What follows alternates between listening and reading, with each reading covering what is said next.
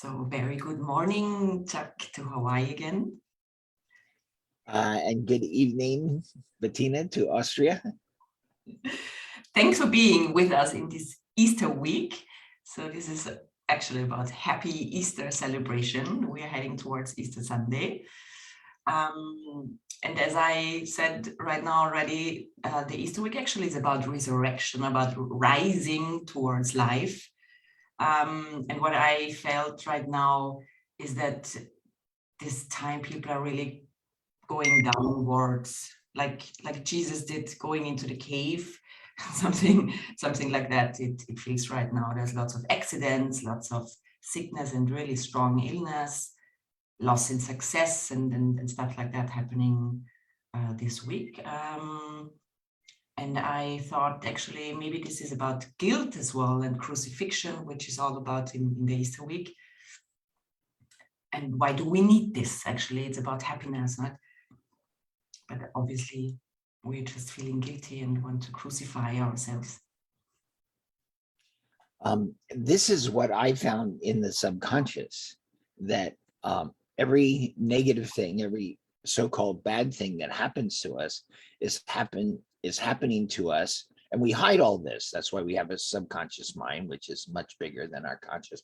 And for every guilt that we have, we want to punish ourselves.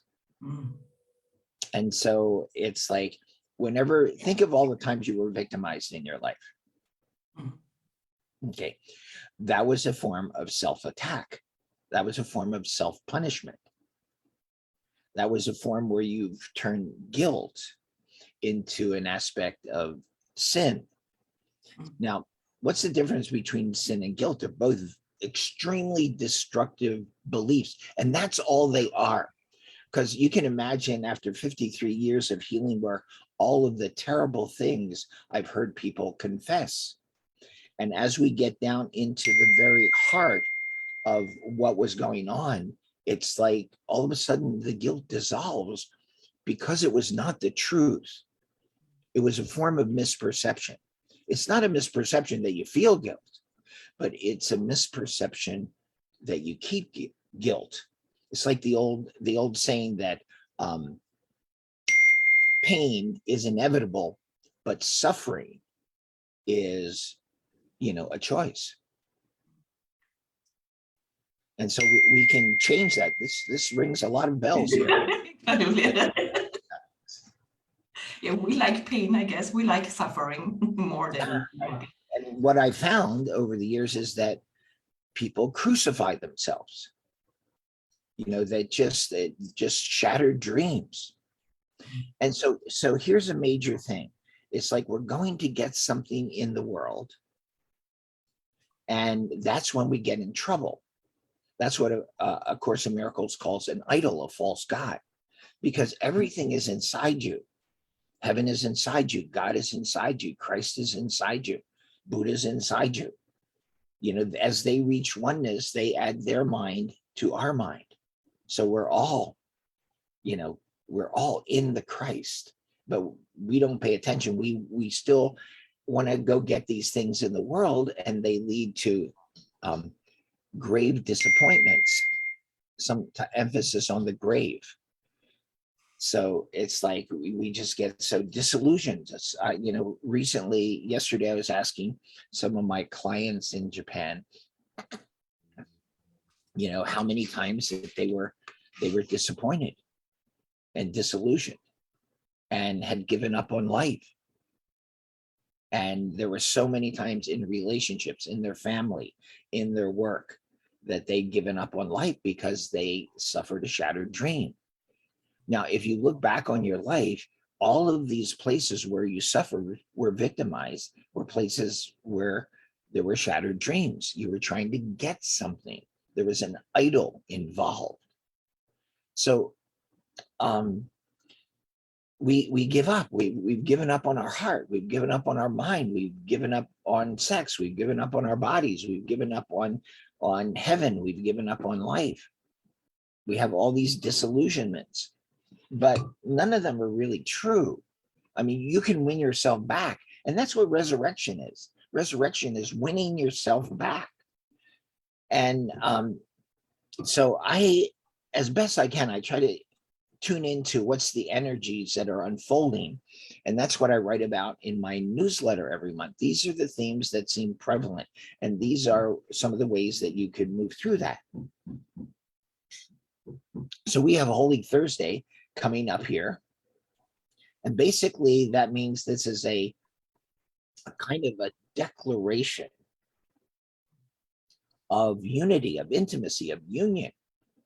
So it's like sometimes right after the deepest breakthroughs, the highest breakthroughs, then it pulls up the next deepest, darkest layer of your mind. So it's like you have your nose in one place and your toes are getting nibbled on by the sharks. And it's just being aware that that's a normal process. And what I have found, what's coming up for May is a sense of birth. Now, it's just like, as we were chatting a few minutes ago, if you're a guy and you wake up in the middle of the night and you're giving birth, you think somebody's taking out your transmission, you know? And all of this emotional darkness is basically leading to a birth. But who wants to feel bad? We want to go indulge ourselves, distract ourselves from this. But then we miss this opportunity for birth. My wife, who has been having health challenges, Lindsay, has discovered that, you know, all this bad feeling, physical, emotional, things like this, it always leads to kriyas. And kriyas are where the body starts shaking. It's mini births. It's like self-therapy. And not everybody can attain this place where you just have these kriyas and go to a birth. And afterwards, she always feels so much better. But sometimes she'll be feeling these really deep, dark things. And like the whole world, but especially my wife, she's dealing with collective issues for the world. We're all dealing with collective issues. You know, I was warning about this as early as 10 years ago. This is going to start happening. We're going to start dealing with unconscious levels, ancient soul levels. And when you have a major thing like a pandemic and a war, you know, it's like all this ancient stuff is coming to the surface. Now you can judge, but then you become part of the problem. If you're on the path of healing, you want to find your peace and extend your peace to that situation.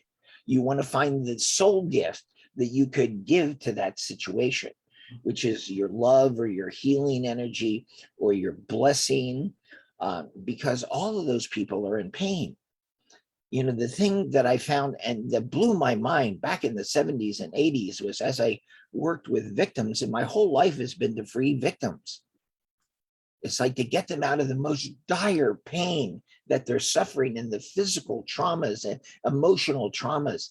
And as we get into it, what I began to see is that there was also as much aggression or attack in the victim as in the victimizer.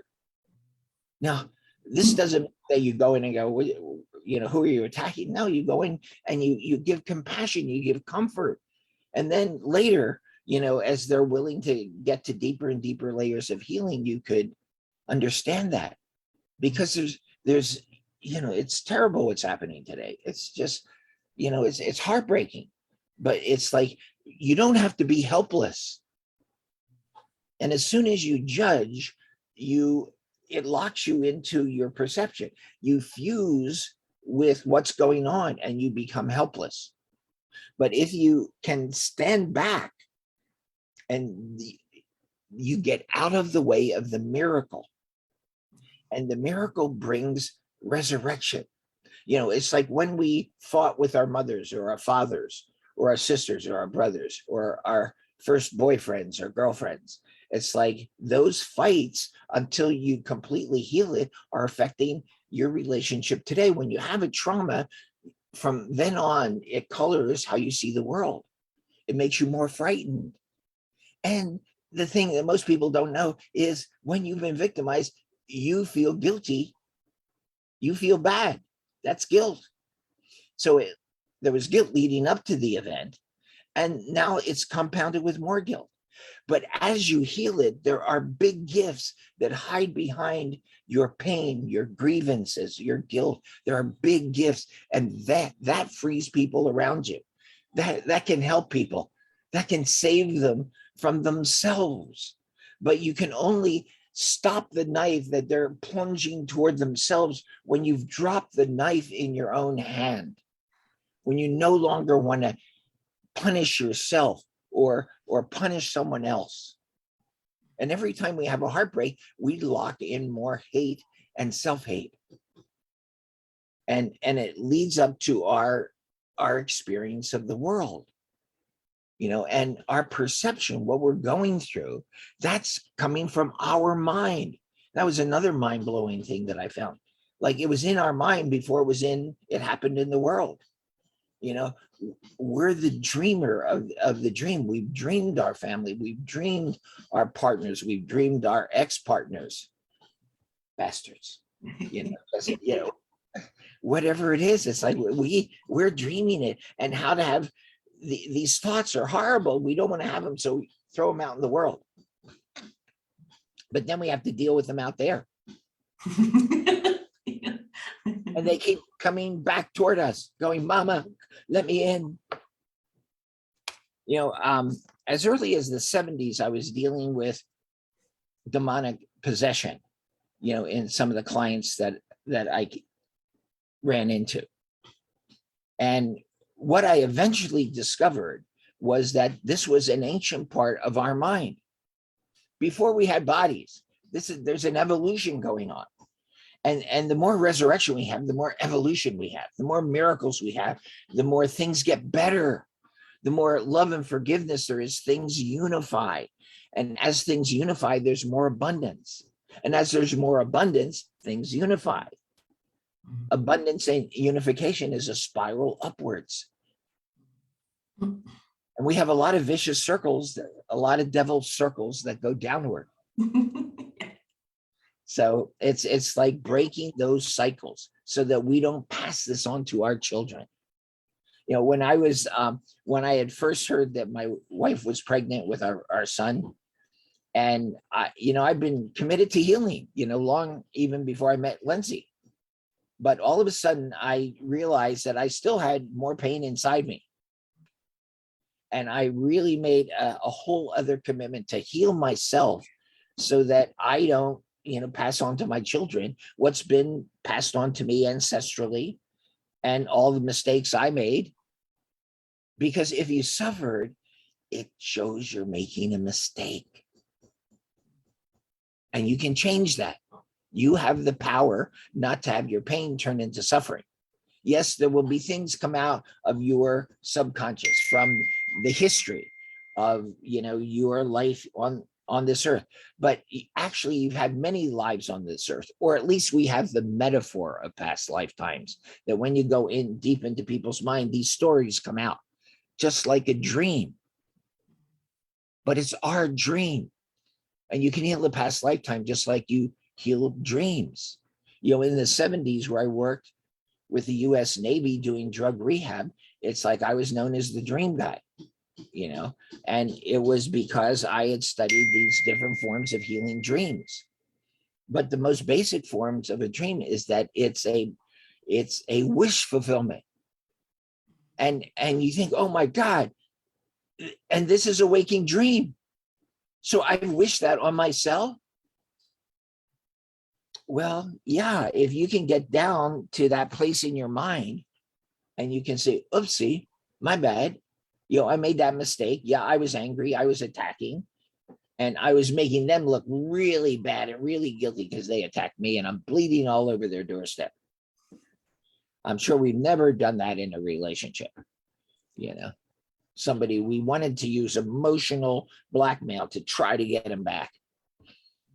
So anyhow, it's like if we can take responsibility. About 3 weeks ago, I was working with people on all of their self-crucifixions. And I think we may have worked on this before, Betty, but how many crucifixions do you have inside? 300. 800, yeah. do you have anything else but, learning to be a better carpenter? Put your feet, we don't have, put your feet together. We don't have many more nails. Come on. We're running out here. So Betty, why do you think you deserve crucifixion? I don't deserve life. Oh. Who told you that? Your ego or your higher mind? Yeah, my ego, of course. So go for a second opinion. What's your higher mind say you deserve? Everything, of course. Which one do you want to invest in? My higher mind from now on, of course. Yeah. So it's like always go for a second opinion. You're not stuck. There's all kinds of things you can do. And you have that power, but we've given up the power because we were so afraid of it. But power is just confidence. And really all power comes from God. Domination, that's weakness, that's fear. Invasion, conquering, that's weakness, that's fear. And we justify, preemptive attacks. But none of it's true. It's just fear. So how can we, get a more peaceful world, a more confident world? It's by joining. It's like being friends. It's like being one family. It's like realizing we're all on spaceship Earth together, and it's hurtling through space. And how things are going to turn out is how we are with each other, how we are with our children, our parents, our partners. And there's always ways to make that better. And that's the essence of resurrection. So, Betty, invite the angels. You have a good connection with the angels, and ask them to take you down from the cross. And the selves that have died, let them blow the sacred breath of life into them to wake them up. Breath is sacred. That's in Hawaiian, that's ha, aloha. I see the spirit in you. It's like namaste. I see the spirit in you. It's like, and whatever I do to you, I do to me. And whatever I wish on you, I wish on myself. The world's a big mirror in that sense. So the angels take you down and they blow that sacred breath of life into you.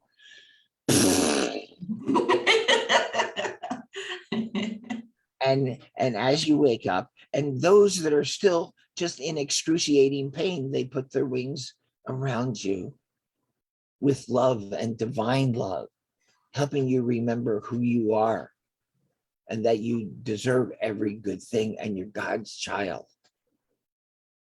and you're blessed and you win yourself back.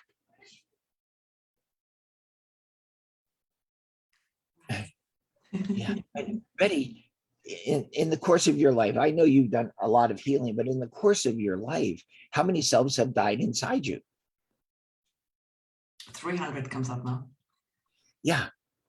So sometimes you clear everything, but then you reach a whole new height, a whole new depth, and you recognize more. Where did you bury those 300 inside you?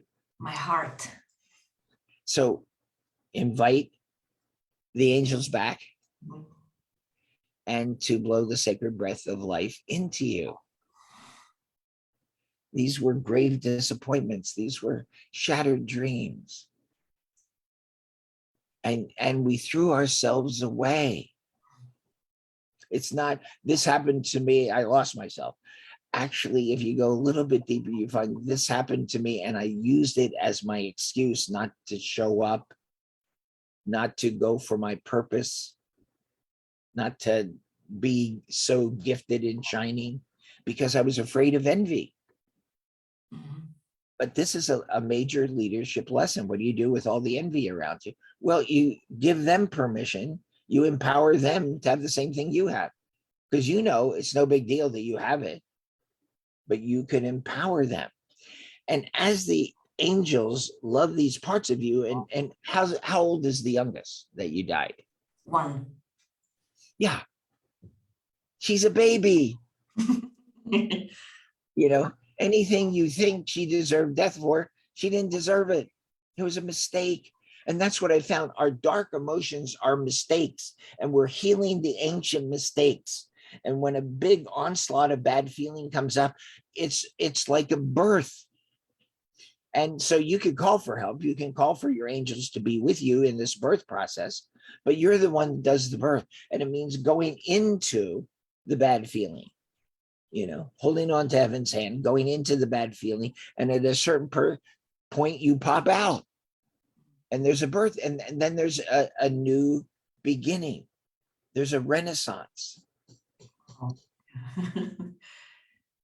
And it's like, you know, with our bodies show our the history of our mind.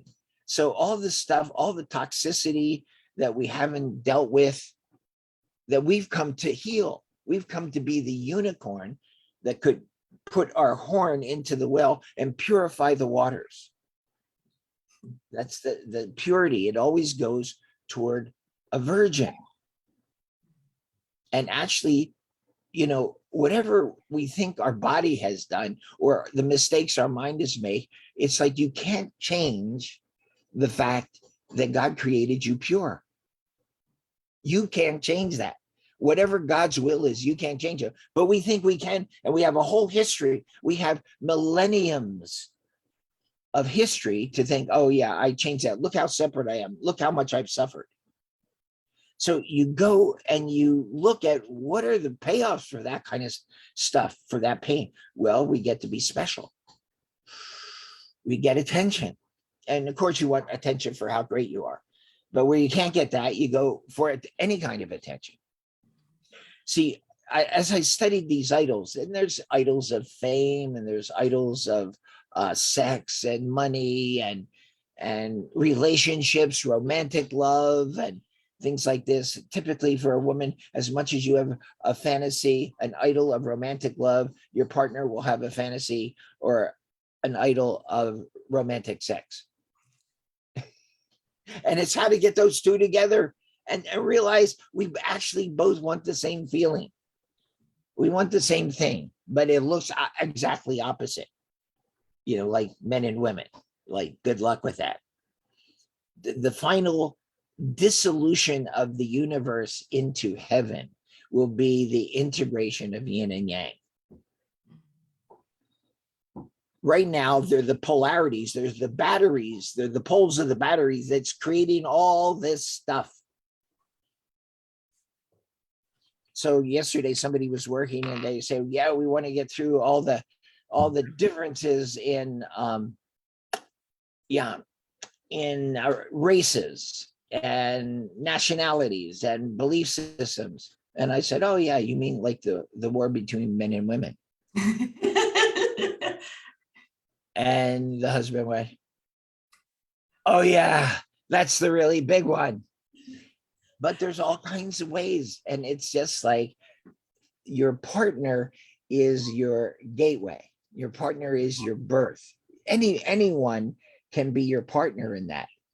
Anyone that you can say, okay, there's my goal and here's my pain. But I'm going to be brave enough to face my pain because they're more important to me than being stuck here. And that's what bravery is. I've made something more important than my fear, something more important than my pain. And I'm going for you who are my friend. And then there's this birth. One of the easiest ways I've found through the most terrible emotional pain is imagine it as emotional fire around you. And then asking, who needs your help? Would you let that emotional fire stop you from helping this person that you love? It might even be yourself.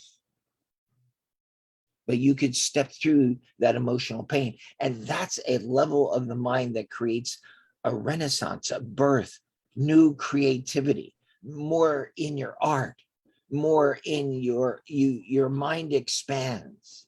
Maybe there's another psychic gift or another healing gift, or there's more beauty, but not as an idol, not as something to go, I'm more special because I have more than you. Because that's what specialness and competition, they go together. And it kills relationship. Competition kills relationships, because you'll be a winner and a loser. You'll be right and you'll be wrong. And it's a vicious circle. You'll be superior and inferior. But only when you join your partner and you go, there's one of us here. And of course, in Miracles, it says the Holy Spirit doesn't see the two of you. It sees one. Just because the Holy Spirit's in the absolute, it's in oneness, it only sees the oneness of you and your partner. But as we get closer to that, there's more joy. There's more life. And that you could look at your partner and go, he is risen in more ways than one. So it's like bringing the divine humor back, because we're having this bad dream. It's just a dream. And the things out there that are bad, they came from inside their old belief systems. There are history. The world around us is our history. It's how we used to be when we were young, or in some past life, or something passed down ancestrally. And we can heal that. We can bring wholeness. We can bring togetherness to the world. My book on healing guilt, the English title was Healing Guilt. There are no bad guys, not even you.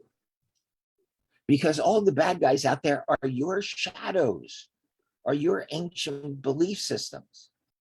And you can get the angels to march those shadows, and also where you have beliefs like this, march them over to the bridge of transformation. Because that hatred is self-hatred, and it hides gifts, it hides archetypes, it hides miracles. And that's what we need in our world. We really need these things. So what I found about idols is there's all these positive idols, right? But then I found this whole layer of negative idols. Like, Betty, how many idols of crucifixion do you have? 300. So it's like we could clear this, what we just cleared, but if you have idols of crucifixion, an idol you think will save you, make you happy, give you security. Yeah, as you're nailing yourself to the cross, and as I've said so many times, when you're crucifying yourself, the toughest thing is getting in that last nail, because you have to hold the hammer in your hand and it's like in the Course in Miracles, it talks in many places about the way to save yourself. The way to salvation is realizing you're doing it all yourself. That doesn't mean you're guilty. It means you made a mistake. And mistakes can be corrected. Guilt says, I'm going to stuck here. I'm going to be camping here. Guilt is super glue. And when you've turned it into sin, there'll be some area of your life that is stuck. Like your relationship is stuck, or your success is stuck, or your sex life is stuck, or your money is stuck. Somewhere you believe you've committed a sin. And I every single thousands of times I've gone back to where people thought they committed a sin. Yeah, there was guilt there. And I could just use understanding. That's what I did in the 70s is help people see that was a misunderstanding. You thought your parents didn't want you? Yeah, well, maybe you didn't want your parents. And I worked with a woman in Tokyo who's hated her mother, and her mother hated her. The labor lasted 4.5 days.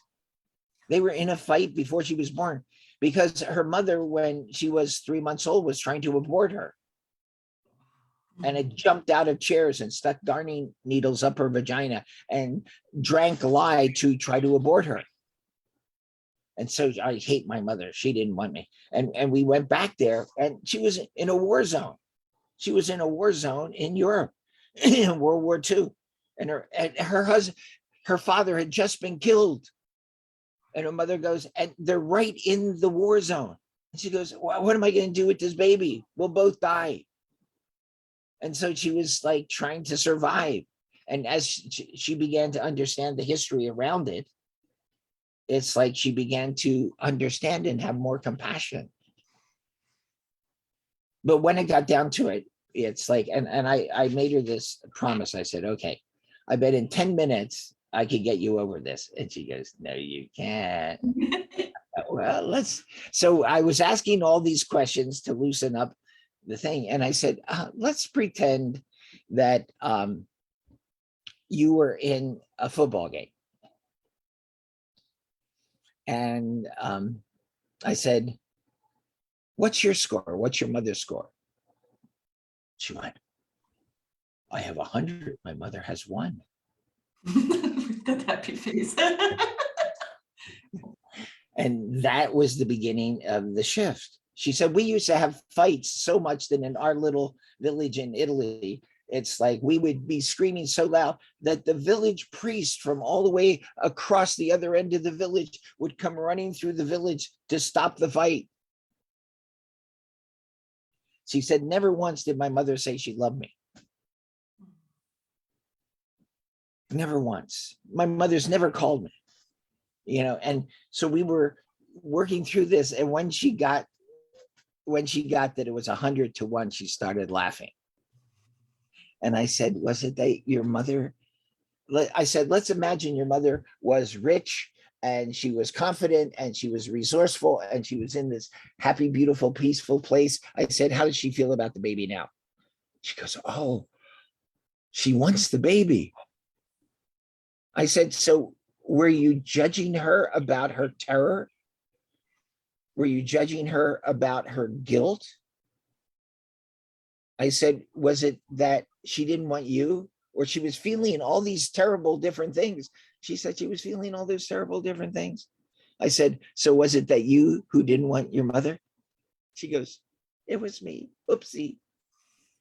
And the thing is, it's like there's ways through this stuff psychologically, but spiritually, it's naturally happened. This is not God's will for us.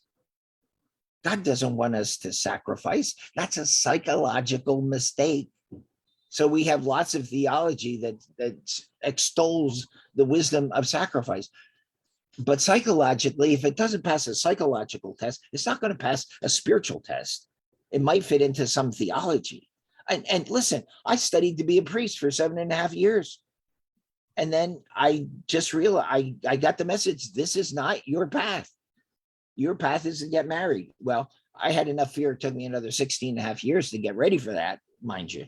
But, finally I made it.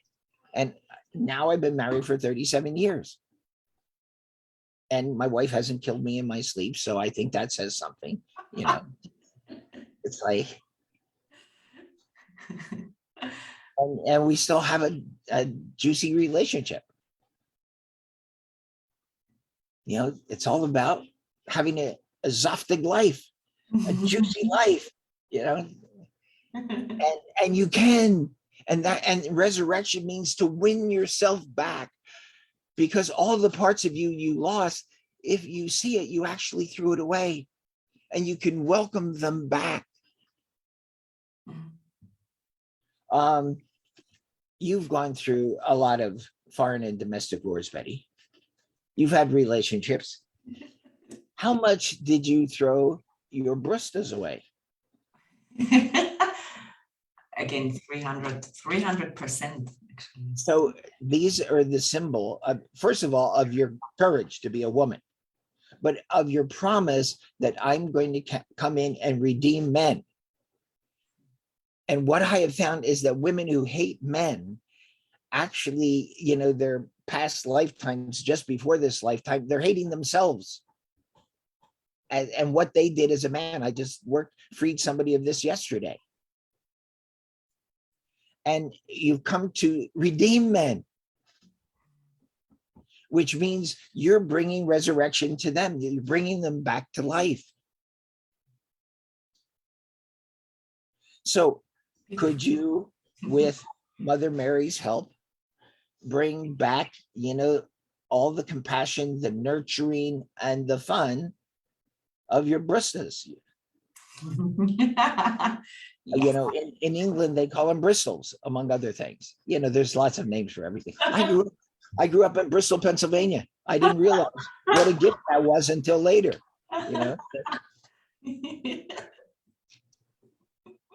So if you can get to the place where you get the joke, the divine humor. I was working with a couple yesterday, first the husband, then the wife, and it's like, it's like halfway through we were laughing at all the mistakes and all of the hidden things going on, and it's just funny.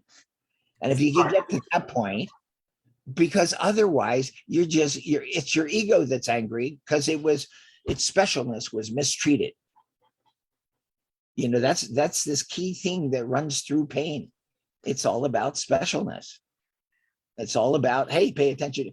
You're not giving me respect. Well, fuck me, fuck you. I'll show, it's like, but that's our ego. But it's like, if you can imagine getting through your ego, there's less of you and there's more of heaven. Mm. So there's more love and there's more joy. And all of us, we have what, 8 billion people on the earth, 9 billion people. It's like, those are all parts of our mind, but just work with what's around you. Work with what comes in on the news. There's one Hawaiian method, Ho'oponopono, and the ancient way was the kahuna, or the elder, the family elder, would get the whole family together from all the islands. And they would have, basically everybody would share all their pain, all their grievances, all the love would start coming out, and the family would get together. And many times the person on the point of death in the family, which is why they had called the Ho'oponopono, it's like they got better. It was like a miracle because this family mind came together. So Dr. Yu Lin has been teaching another form, which is in every instance where you see someone acting badly, you go, I'm sorry. Please forgive me. Thank you. I love you. And the I'm sorry is, I'm sorry I made you act out my pain, my hidden beliefs. I'm sorry, please forgive me. Thank you for carrying this for me. I would have never been able to find this part of my mind that I've repressed so well if you hadn't acted it out for me. It's all me. And you keep saying that. He was appointed to be the head of the psychiatric hospital. And he said, I'll do that, but just so I don't have to see any of the patients. And they go, what? How are you going to help anybody if you can't see them? You go, let me handle that. And so he'd take their picture and he'd go, I'm sorry, please forgive me. Thank you, I love you. And he did that over and over. And pretty soon some of the other staff was helping him do that. And in 6 months, the criminally insane people were having weekend leaves. And all of the wards were being cleared out. Because he realized, it's all me. Oh, I'm sorry. Please forgive me. Thank you. I love you. And this is what I found, like, a woman hates her mother in China. Okay. How many times have you, in past lives, have you been just like your mother? Oh, 350. Well, in any given life, there's a lot to forgive. And all forgiveness is for you. It brings you peace. It releases you and it helps them together.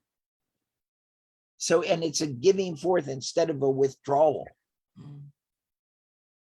So how many steps have you withdrawn in your life, Betty? 300. 300. So that's a walk in the park. Or you could ask the angels to airlift you up to make contact with life.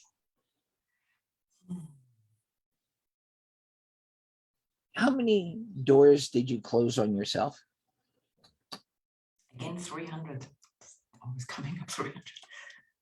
So would you ask Kuan Yin, who has 1,000 hands, she's the goddess of mercy, to open all the doors at once, just like a fine meal? They open all the, and you can come out now, because the doors you close on yourself how many doors have you closed just on men? One, just one. And is that enough to stop you from having a happy relationship? Of course. So you and Mother Mary want to open that door?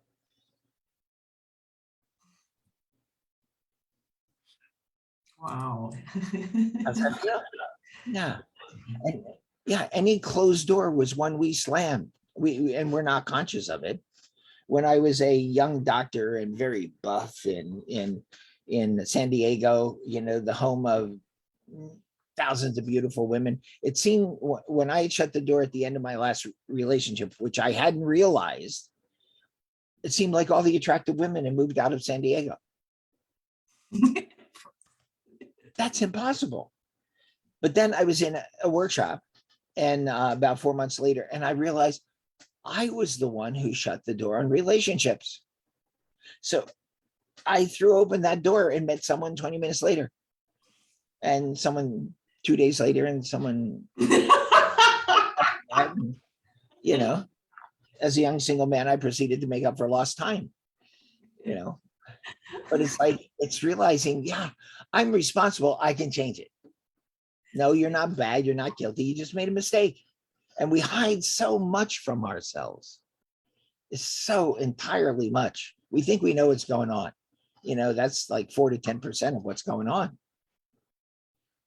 So Betty, how many parts of your mind have you thrown away? 300 again. I don't know what this is. How many parts of your heart? 1. So you want to welcome the angels' help to go retrieve those 301 parts of you.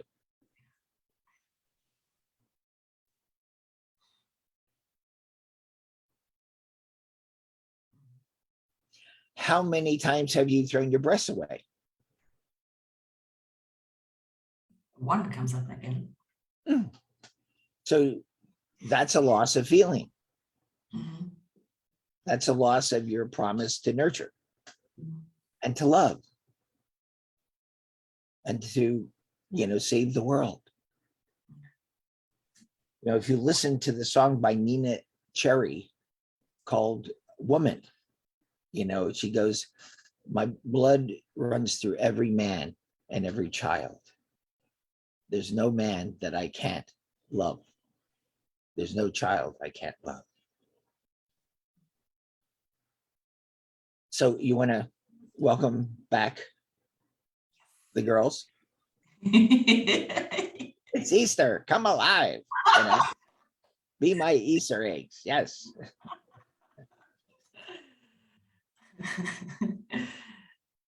Thank you, Chuck. Thank you so much. And how many other parts of your body have you thrown away? 300 again. This is 1 of 3. Oh, happy that I'm sitting here. Did you throw them away out of guilt? Out of fear? Out of revenge? Boredom comes up. Boredom. What was the main part of your body you threw away out of boredom? My toes. Your toes. Your little piggies. This little piggy went to market. This little piggy went home. The little piggy had roast beef, and this little piggy had none. And this little pig right all the way home. So it's all symbolic. Welcome your toes back. They can get a grip on things. They can help you keep your balance and move forward. Come back, toes. Feet, don't fail me now. And it's like the mind is so interesting. It's like since I opened up the subconscious back in like 1974, through hypnosis and then through this using a person's intuition, it's like been mind-blowing. You know, I keep learning things. And of course, as you get to the deeper level, it's all metaphor. The whole world is a big metaphor. It's a dream world. And you can change things around. Betty, what was the happiest time in your life? With one, when I was one again. So can you bring that happy Betty into present Betty?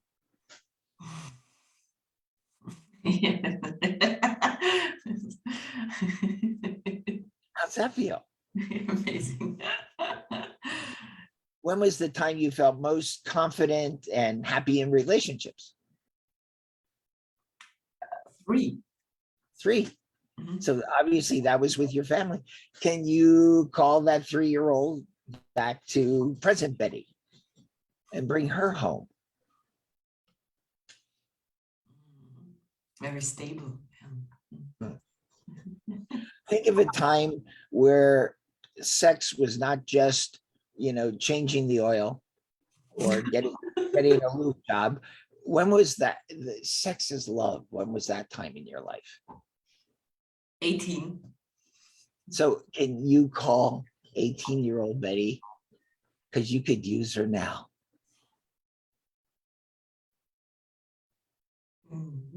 Sweet. Yeah. And you could win yourself back, all the best parts of you. And more layers, you know, it's like, as we say in Hawaii, the waves never stop. So, you know, there's going to be more coming up. The waves never stop, we say, so you might as well learn to surf. And, you know, that's like healing. You know, it's healing is part of your purpose. It raises your consciousness. It brings you more joy. It allows you to give more of yourself and therefore receive so much more of yourself. The resurrection on our level, and it can get to a place like Christ, because remember, he's inside us, like the Buddha is, like Kuan Yin is, like Mary is. They're inside us. And we can call for their help in any situation to help us go through a birth. You know, there's no room at the inn, but, you know, there's angels and there's a manger and there's, you know, it's like you have help. And to know that is like to help you get through any fear. You know, what God created is still in his heart. And he's in our mind, but buried over with so much disappointment, so much hurt and anger and attack. Every time, this is something that really blew my mind. Every time we have a grievance with someone, we have a grievance with ourselves. We're attacking ourselves. We also have a grievance with God. So if you have a grievance with your partner, you still have a grievance with your parents and yourself and the creator. Now we know the creator couldn't have done any of those things. Right? Oh, you want to play? Okay. So think of something you're still angry at with your ex-boyfriend. Oh, infidelity. Infidelity, did you say? Yes. Okay. So he was unfaithful. Okay, so this is a really big one because it's some of the biggest heartbreaks. I've done research about this. I don't recommend this form of research, by the way. So when your partner, you know, was unfaithful to you, how did you feel? Betrayed. You felt great? Betrayed. I'm celebrating this. No. Yeah, by the way, that's a split mind, because you never do want your boyfriend or your husband or your wife to ever betray you. But in your subconscious, there's a whole other story going on, which is why we make it subconscious, why we hide it to ourselves. So let's pretend you wanted him to be unfaithful. What would it allow you to do?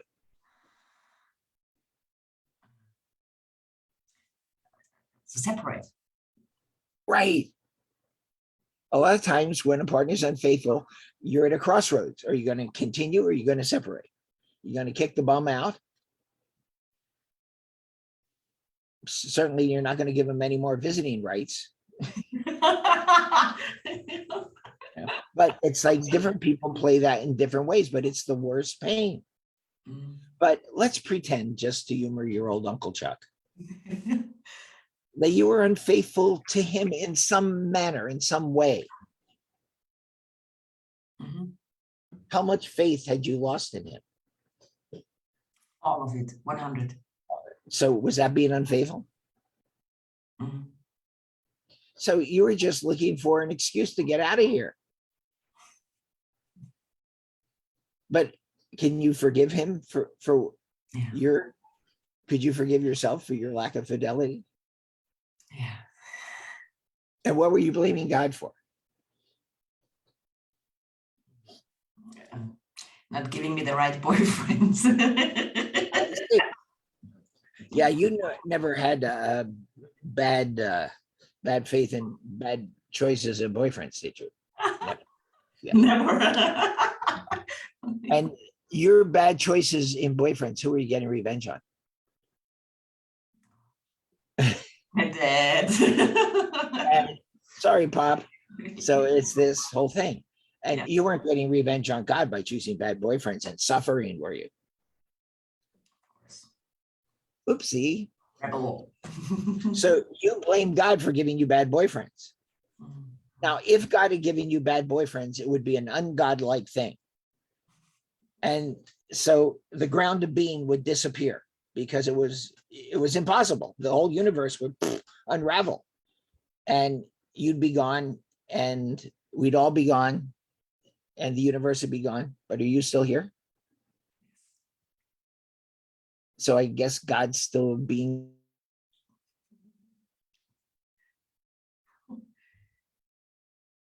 You hung up, Chuck.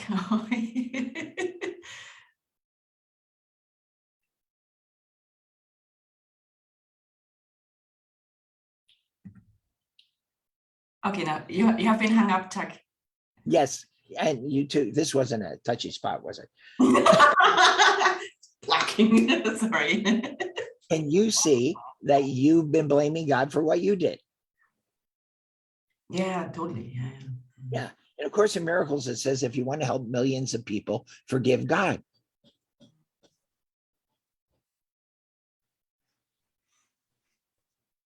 Sorry, Papa.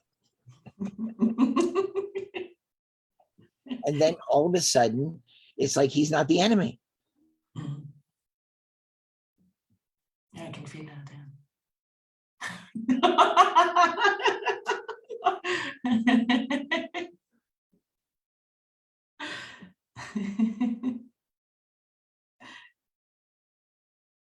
Come back. Enemy. Come back, Chuck. I can hear you. God's not the enemy. Yes, I can feel that totally. But we've made him the enemy with every grievance we've had toward anyone. And so we stop the grace, we stop the miracles. And the ego's going, yes, yes, thank you. Let's crucify yourself to celebrate. So, and it's this illusion. It's just like all of our negative emotions. They're illusions. They can be corrected. We can change them. Yeah. And let us go through every birth. Especially as men, we're not frightened of birth at all, right? But to go dive into the bad emotion and go through it. Dark emotion has an end. Even from the deepest roots, it has an end. If you have the courage. I mean, the saints went through dark nights of the souls where they couldn't even feel God. That was their whole life. They couldn't feel God. But that was ancient, where they had split off from oneness. We all did that. But we're on our way home. And as we go home together, arm in arm, it's like we can be confident. We can laugh, we could laugh at, and we can help each other. If we're not fused with someone, if we pull back our fusion, give them back themselves, we can invite heaven in to bring the miracle. Otherwise, we feel helpless and we suffer as they suffer. And that's not true. Yeah. We're meant to be saving them, pulling them out of the pit rather than jumping in the pit with them. So anyhow, heaven wants to help us, and heaven wants to have us win back. So you remember you're God's child. You're one with God. You're one with divine love. You're one with all power. Now, is that juicy or what? Totally. And then you love more people. You have more fun. Yeah. You know, it's not a serious path. That's the ego. It's a happy path. It's a joyful path. And you become more yourself. You don't become somebody else. You become more yourself. Thank you so much, Chuck. You're so welcome. And for everybody who still is here, even though I almost kicked you out, you're giving 2 workshops are coming up in May, the 12th of May. It's an online workshop, 3 days about, I love it, truth. And the amazing thing this year is that you're coming to Germany, to Europe, to Hamburg, from the 1st to the 9th of July, live after 3 years, and everybody's invited to join and to hug you. Thank you, Bettina. Thank you.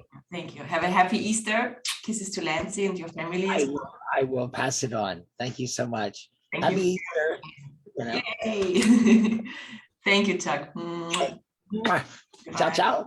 Ciao.